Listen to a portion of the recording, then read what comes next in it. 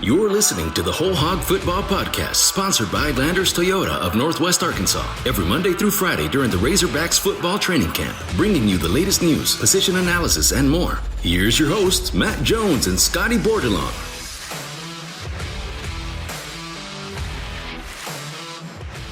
Arkansas held a 110th place scrimmage on day 8 of fall camp Saturday and followed it up with an early morning practice Monday. In that time, we've spoken with Sam Pittman and Cody Kennedy as well as a few more players. Andrew Joseph here, filling in for Matt Jones and joined by Scotty Bordelon of Whole Hog Sports, and we're going to dive into our takeaways from the scrimmage. Of course, it was closed, so we weren't able to witness it ourselves, but we've got plenty of quotes and stats to go off of. First, we'll hear from the head hog himself. Here's Sam Pittman's overall analysis of Saturday's scrimmage. We thought it, but it was a thud. Now, I mean, the thud to knock them down thuds, you know. But I think we did the right thing. I think some things that we have to work on are pre-snap penalties. You know, when you're playing ones, twos, and threes, sometimes when you say you had 5 false starts, you're in panic mode. Most of those were with the younger kids, still trying to learn. We've got to get better with that. We did have 2 illegal formations on the punt team that we've got to get fixed. We very limited holding calls, very few pass interference calls. Those are going to happen.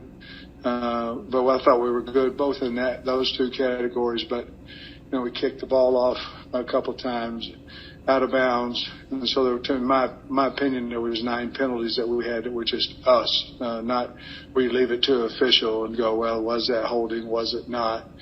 So those things we have to clean up. That's usually what happens in your first scrimmage, especially with your younger kids. But the tempo was good. I feel like our team is in pretty good shape. I think it's in good shape with 3 weeks to go. We're certainly not game ready, but we saw a lot of good things out there. So you heard Sam Pittman talk a little bit about their decision to not go full tackling and instead going to thudding. I think a lot of that has to do with the fact that he's pretty confident that his team is going to be able to tackle come week 1 when you have guys like Bumper Pool and Jalen Catalon and that defensive front that just are ball magnets and are going to make stops when maybe others can't.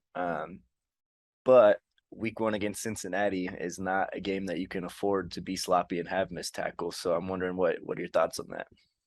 Yeah, I think that's a fact for sure. I'm honestly, I think not tackling in the preseason or for stretches of the preseason, I think that damages, I don't know if damages is even the right word, but hurts maybe the offense more, because you're thinking about a guy like Rocket Sanders. Like we've talked in the past, he's sculpted Greek god-like, his physique. The only way that you can be ready to take a hit on Saturday from a guy that wants to take your head off is to take a hit from somebody else that wants to take your head off. And I worry a little bit about ball security, just with not so much, maybe Rocket was a bad example, but let's go with one of the receivers, for example, a guy like Matt Landers. I mean, he's tall, good-sized kid, a little bit slender. How's he gonna respond in week 1 to, the first big shot that he takes?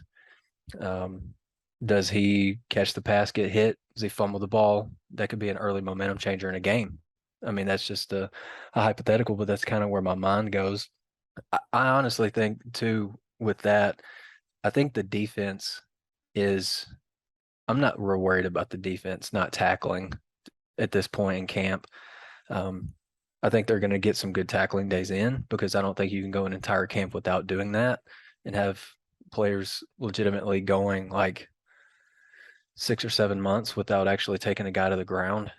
But I just think that there's so much pent up in a defensive guy going into that first game that they're just going to cut it loose. And I don't think that there is going to be much of a concern with tackling.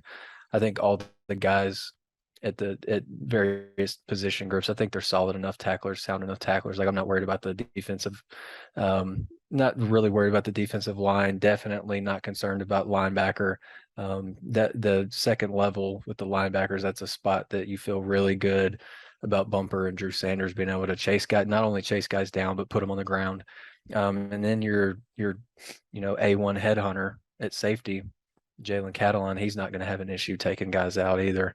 To me, it's more of a thing. Like, I think the offensive players need to take some licks and just kind of get back into the swing of things in terms of like just the physicality. But I will say that I'm sure that they have taken some shots, because even Arkansas's, like non-fully padded practices are still pretty physical.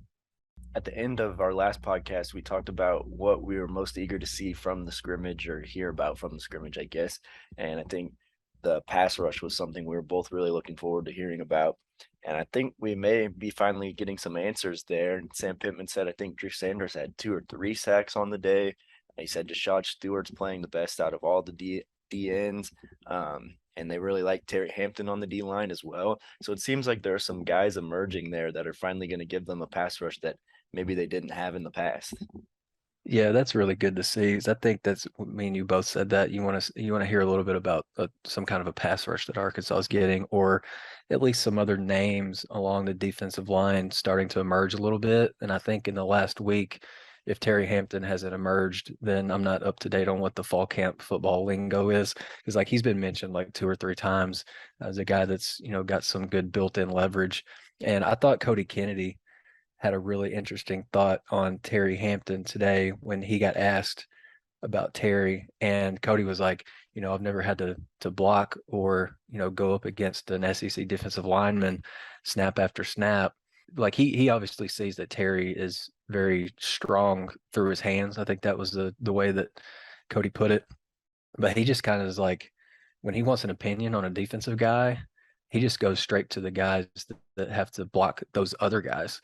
And he asked his room, and Brady Latham, Ricky Stromberg, Bo Lemmer, they're all guys to ask. And Cody asked them, and they all say that Terry Hampton's a guy. And I think when Cody Kennedy calls you a guy, I think that means you're probably in pretty good with him, or you're making some things happen. And it sounds like Terry Hampton is, and that's a really positive sign, especially at a defensive tackle spot where you've already had, maybe attrition is the right word, but you've at least had some guys go down. Torian Carter's obviously out for a while, but you also had two other guys that at least missed a little bit of time. So it's good to see some guys emerge, with Eric Gregory and Isaiah Nichols, and good to have Cam Ball back too. So building depth, especially in the middle, in the trenches, I think that's a really big deal. Hearing that Terry Hampton's having a good last week or so, 4 or 5 practices, I think that's a real positive. Yeah, and in that same vein about transfers coming in that could provide some pass rush, I think Jordan Dominic is another guy that a lot of fans maybe might be hearing his name a lot more on Saturdays.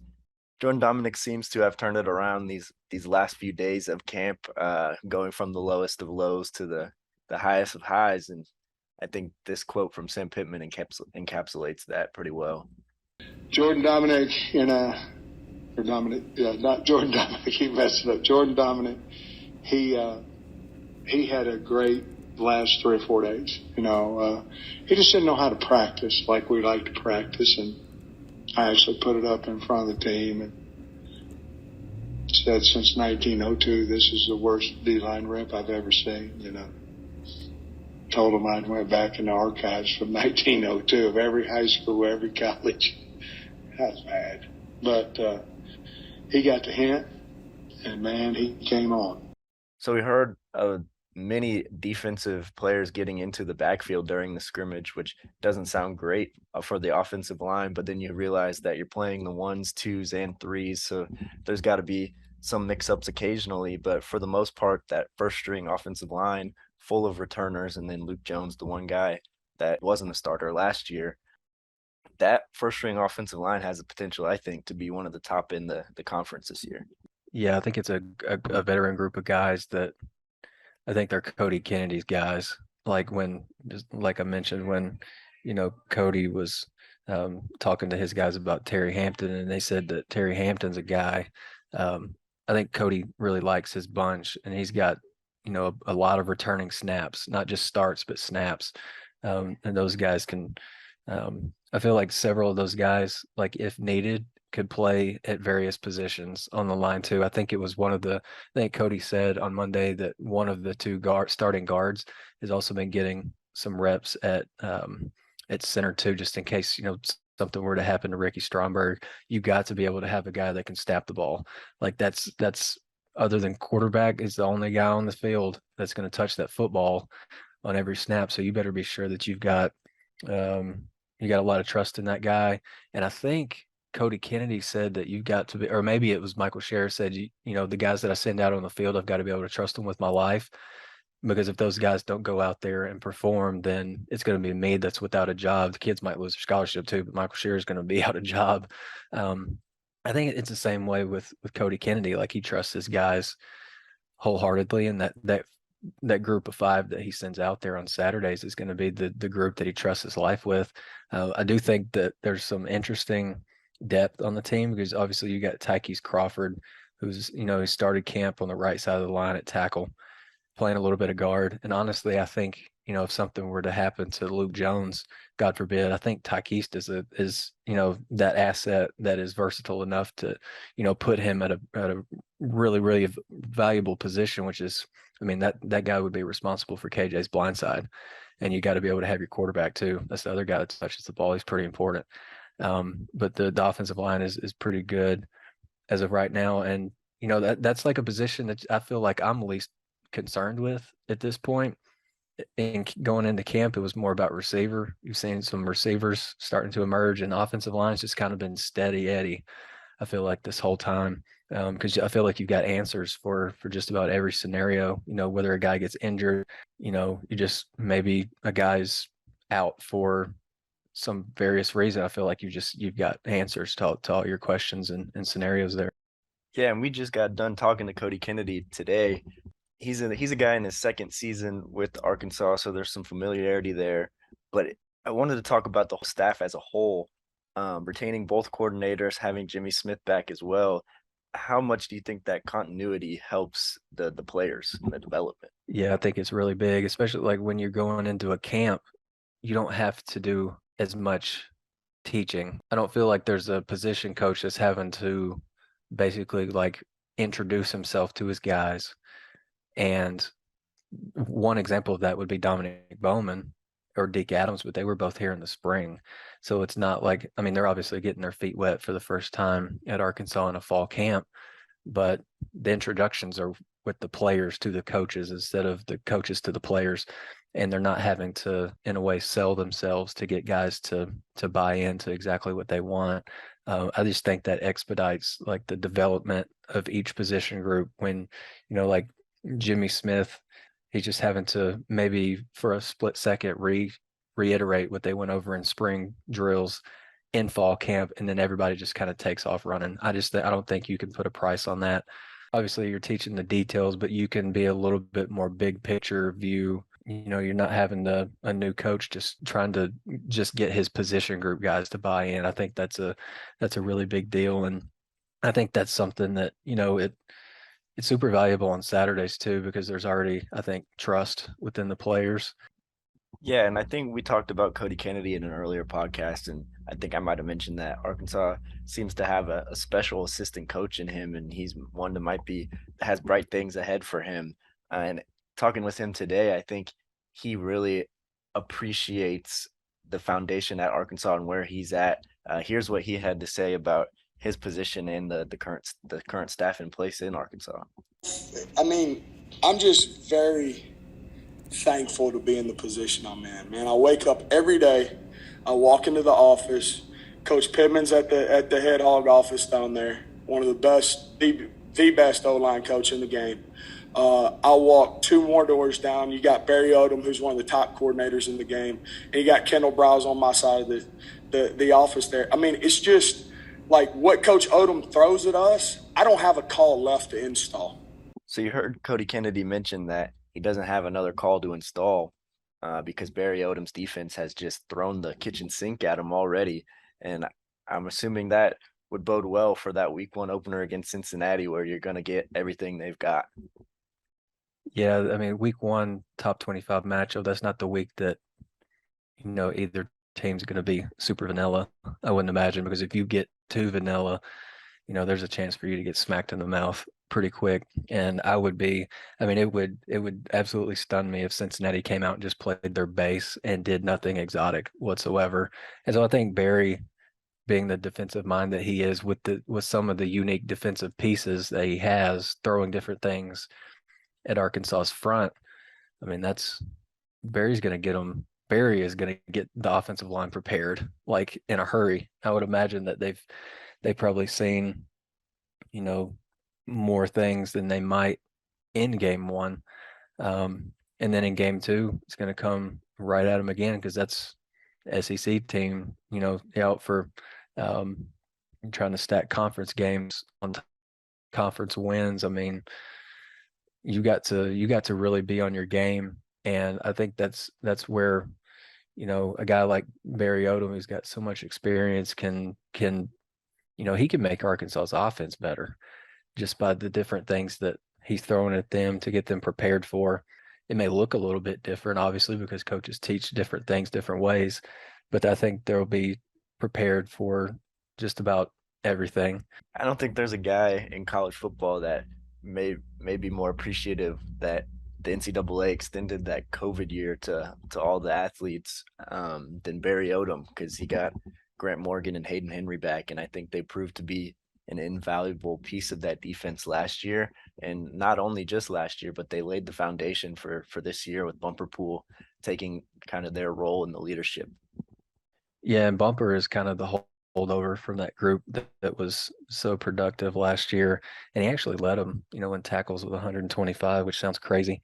I think there's some things that Bumper can still improve on. I asked Michael Scherer about that, and it's just, just the little details. Of course, it kind of seems like coach speak when a coach is like, well, he can go from maybe 125 tackles to 150 if he just does like this one little thing better, or one little thing different, or maybe he misses a couple, less tackles, maybe becomes a little bit more sure tackler, and more confident in what he's seeing, and just gets to the ball faster. Yeah, Bumper's a great leader to have on defense, especially at that second level. Arkansas's had some really good linebackers in recent years. Like you go to Scuda Harris, I think he's with Washington Commanders right now, and obviously Grant and Hayden were really terrific. I think I'm really going to miss watching Hayden play more maybe than Grant. Both of those guys really were a joy to watch, but Hayden just played with such a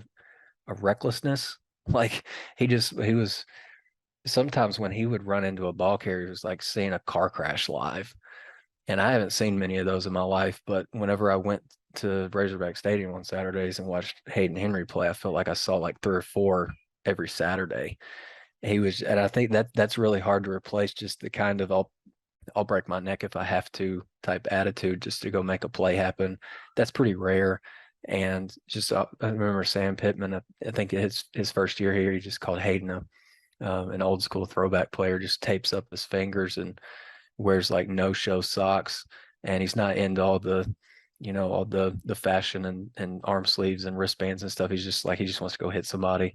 That kind of thing is really hard to replace. But Grant and Hayden, the way that they went about their business, kind of as professionals, I think that really made an impression on a guy like Chris Paul, who just sat in the back of those linebacker meeting rooms and just didn't say a word. He just listened to everything, soaked it up. And the strides that he made watching those two guys last year, didn't get on the field much, but he learned a lot. In the spring, it gave him more confidence to go make plays. And then by being more confident, he actually made plays, and now he's in position to potentially be Arkansas's third linebacker. That right there is it's crazy to think, but the two guys that are not here anymore are very responsible for that. And now Chris is, like Michael Scherer said the other day, that he's got a super high ceiling, and I'm with him because the kid's jacked. And I think it's just about maturity with him, and with a lot of those guys in the linebacker room. It's just like getting over mistakes, maturity, not letting one mistake become two. They do that. I don't see any reason why they couldn't have 2 more guys, crack 100 tackles. You would like to not have 3 linebackers get to 100 tackles. Maybe you want to see some more production out of your defensive front. But hey, production is production, and you got to replace two guys that really produce for you. I think they did a good job raising one of them that's coming up behind them right now. Yeah, I think you and Sam Pittman have similar views on Hayden Henry and his physical style of play. He was actually asked about Hayden Henry and Grant Morgan the other day, and here's what he had to say about those two former Hogs. I never thought Hayden Henry got enough credit. I mean, when he was wired, there was one short or two. I mean, he's crazy. I mean, in a good way. He's fearless. Let's say that. Crazy is the wrong word. He's fearless.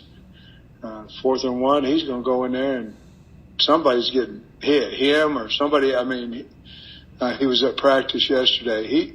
He was invaluable to our football team. He really was, and Grant was everything as well. He was a little more vocal. I think when Henry talked, they were kind of afraid of him. When Grant talked, it was kind of, we're listening to you, you know. Wonderful kids that loved Arkansas, and they loved the culture that our coaches, you know, brought in here.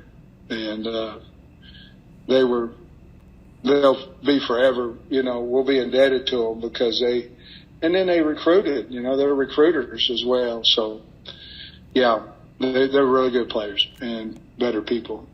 The Whole Hog Football Podcast is sponsored by Landers Toyota of Northwest Arkansas, where you can always get the best service and best buying experience in the state.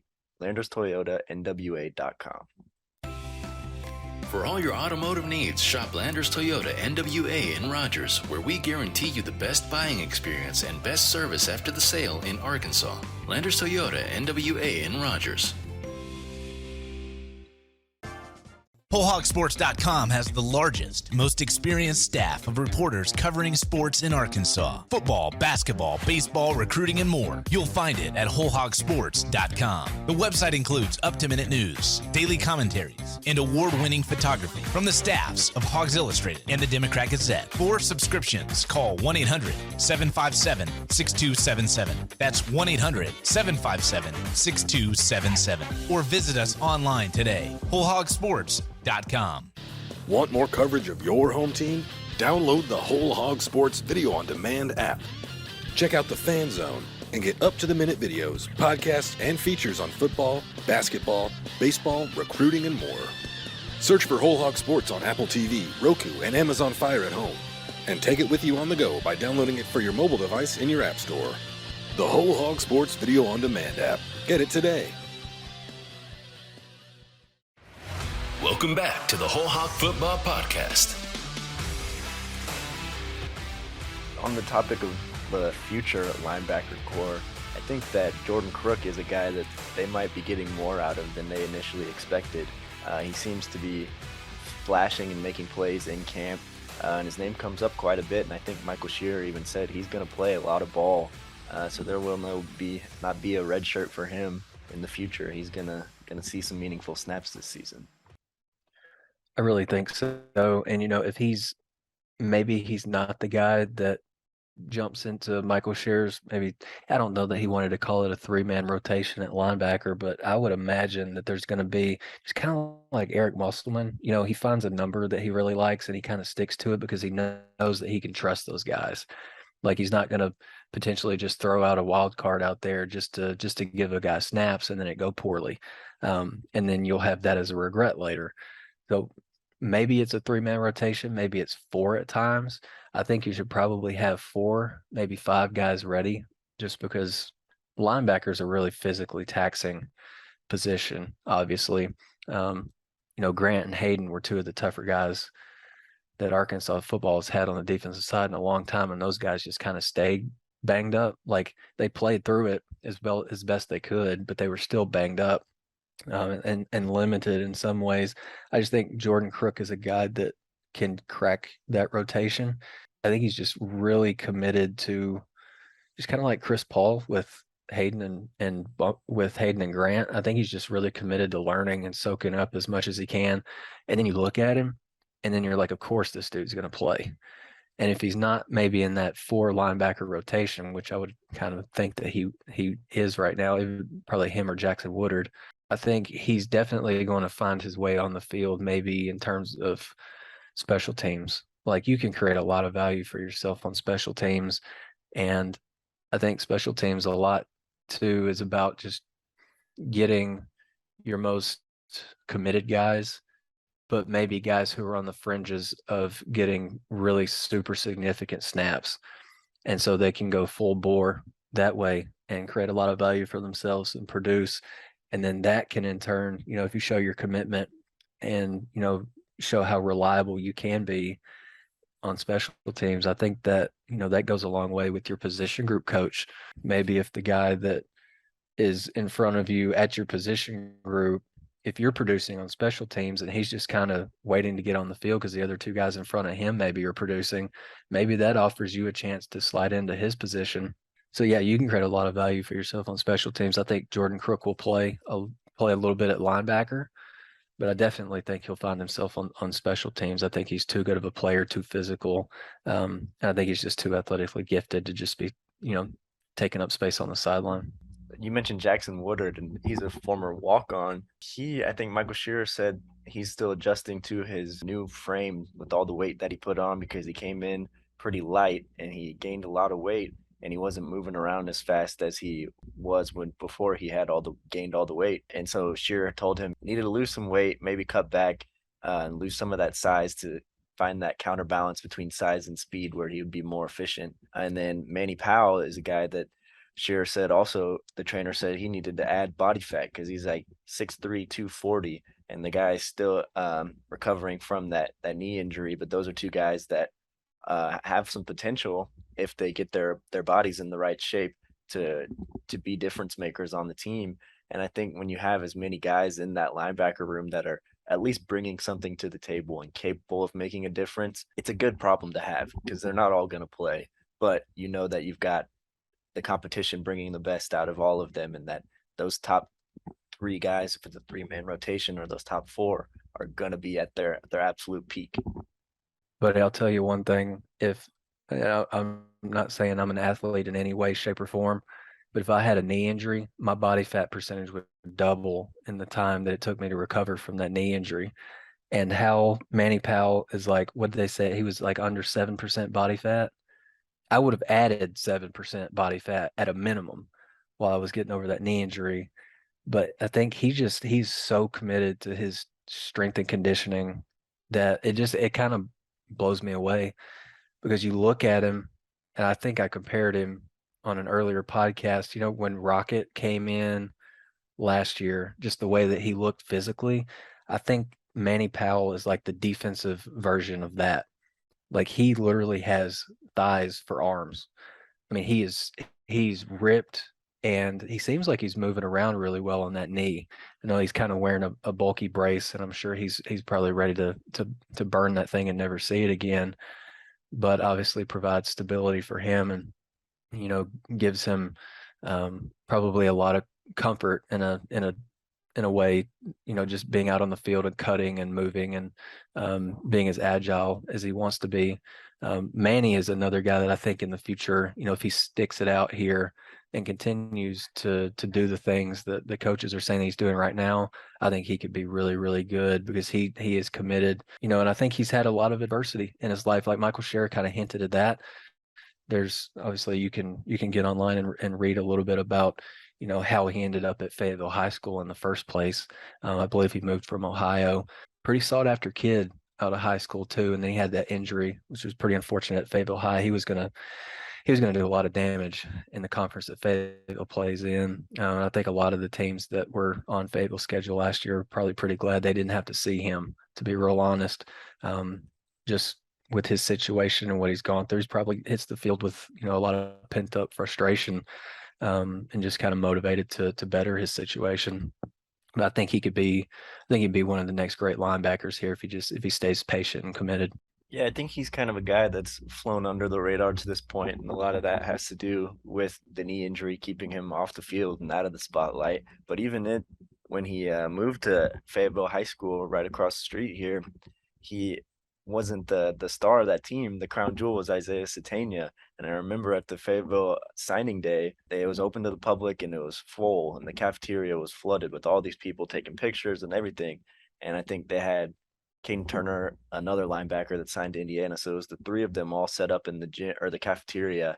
And then after they gave their little speeches, they opened it up for everyone to come take pictures with them.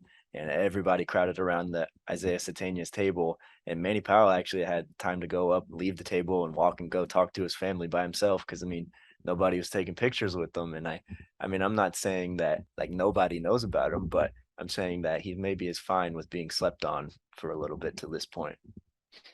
Yeah, I think so. He'll wake some people up. And I think that's kind of the thing. Like it kind of stinks in a way for a kid that, maybe doesn't get the love that, maybe he was expecting to get because of something unfortunate happening. But I think he's going to come back stronger from that knee injury. And like I said earlier, he's pretty driven. And Isaiah Satania was pretty well deserving of all that attention. Like he was special. He was really special. Yeah, that Fayetteville High School team was pretty fun to watch. I mean, just imagine if Manny Powell had been healthy, him and Caden Turner, and I think one of Hunter Yurichek's boys is on that team too. I think he plays on the defensive side of the ball. I could be mistaken, but I'm pretty sure he does. Some tackling machines. Yeah, I'm really excited about Manny Powell and Isaiah Satania too. Like he's another one of those guys that's making you feel better about the potential in the receivers room. And I think Sam Pittman, and kind of one of his Pittmanisms, he was like, I think I really like Isaiah Satania, because he's really fast and he catches passes, but I like him a little bit more when he gets by people and he catches passes. He's adding a little bit of that. Those Fayetteville High kids, I think they've made some pretty good impressions in camp so far. Yeah, no doubt. I think we're going to see a lot of Isaiah Satania flying by people. I mean, he's just got easy speed. There's guys that everything just looks fluid, and it doesn't even look like he's really giving it 110%, but he is just dusting kids. And I mean, he's one of those guys. I've been really impressed with like his burst off the ball, and I'm not sure, maybe it's because I didn't pay a whole lot of attention to Fayetteville High School football last year or last fall, but I kind of thought that I thought he was bigger than he actually is, but he's got a little bit of that jitterbug to him where he can, might not be the most physical guy trying to get off the line of scrimmage, but he's probably got pretty quick hands to, slap you off of him. And then he's got that good burst that, can create some separation and some space. And yeah, like you said, he's got easy speed. Lander's another one that's got easy speed. That's a pretty exciting wide receiver room. I just wish that we could see a scrimmage, like, because it sounded like KJ kind of threw the ball all over the yard to just about every one of his weapons, and utilized those guys' speed really well. Yeah, I'm glad you brought that up, because in the scrimmage, or after the scrimmage, Sam Pittman said that they're probably the best at the cornerback position that they've been throughout his tenure. But then before he said that, he was listing off all these deep passes that got caught on them, and I think he said Landers had a couple, Warren Thompson had one, Hazelwood. And I mean, I know everything can't always be sunshine and rainbows, but whenever you're getting that many deep bombs on you, you got to question the DB room at some point. Yeah, I think it's kind of one of those things. You'll take a little bit of the good with the bad, just because the good is pretty good, and the bad's probably not as bad as you think it is. Like, it's Jaden Hazelwood that's getting by you. I mean, it's Isaiah Satania thinks he thinks it's a realistic deal for him to, run in the Olympics one of these days, like legit option or legit chance to potentially run in the Olympics one day.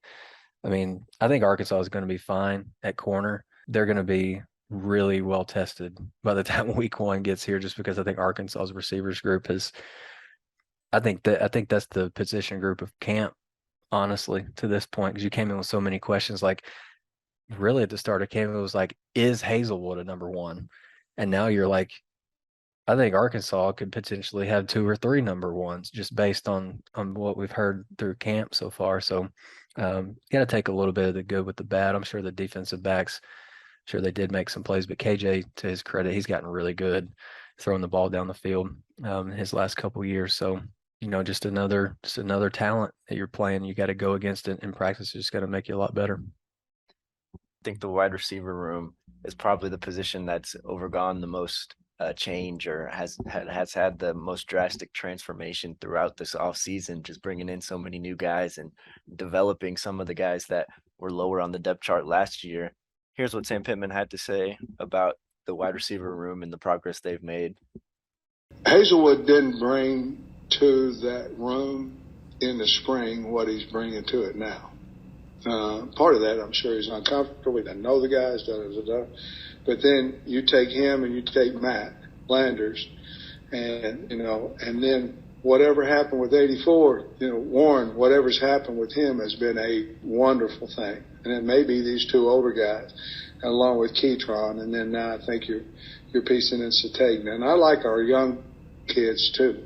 That team, that group, that unit there has went a little bit to in the first 8 practices from, man, we've got a concern to, man, somebody else got a concern about our guys, Really pleased.